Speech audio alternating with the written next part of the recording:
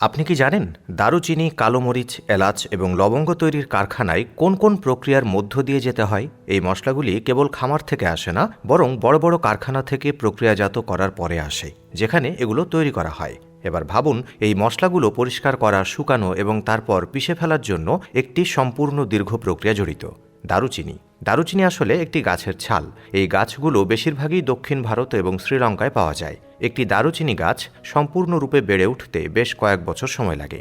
এই গাছটি পাকা হয়ে গেলে এর বাকল কেটে ফেলা হয়। এই প্রক্রিয়ার বিশেষ যত্ন নেওয়া হয় যাতে গাছ ক্ষতিগ্রস্ত না হয় এবং বাকল নিখুঁত আকারে পাওয়া যায়। ছাল অপসারণের পর এর বাইরের পুরু স্তরটি সরিয়ে ফেলা হয়। এর জন্য ধারালো ছুরি এবং সরঞ্জাম ব্যবহার করা হয়। বাকলের উপরের স্তর এটি অপসারণের পর ভেতরের অংশটি যা পাওয়া যায় তা হলো আসল দারুচিনি।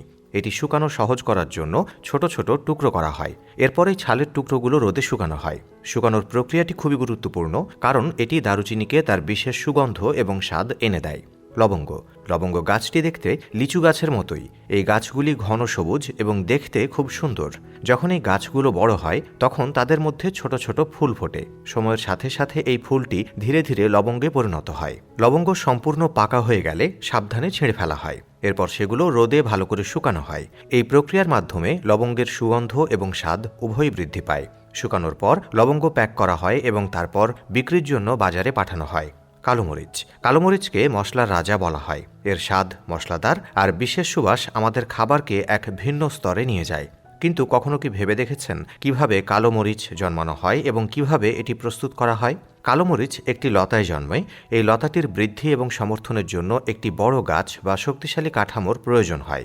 এই লতাটি ধীরে ধীরে গাছে ওঠে এবং এর উপর ছোট ছোট থোকায় কালো মরিচ জন্মায়। প্রথমে কালো মরিচের রং সবুজ হয় এবং যখন এটি পাকে তখন এর রং লাল হয়ে যায়। পাকার পর সাবধানে এভাবে ভেঙে ফেলা হয়। এরপর কালো মরিচ রোদে শুকানো হয়। শুকানোর সময় এর রং সবুজ বা লাল থেকে কালো হয়ে যায়। এ কারণেই একে কালো মরিচ বলা হয়। শুকানোর পর এটি এমনভাবে সাজানো হয় যাতে ভালো মানের মরিচ আলাদা করা যায়। তারপর এটি প্যাক করে বাজারে পাঠানো হয়।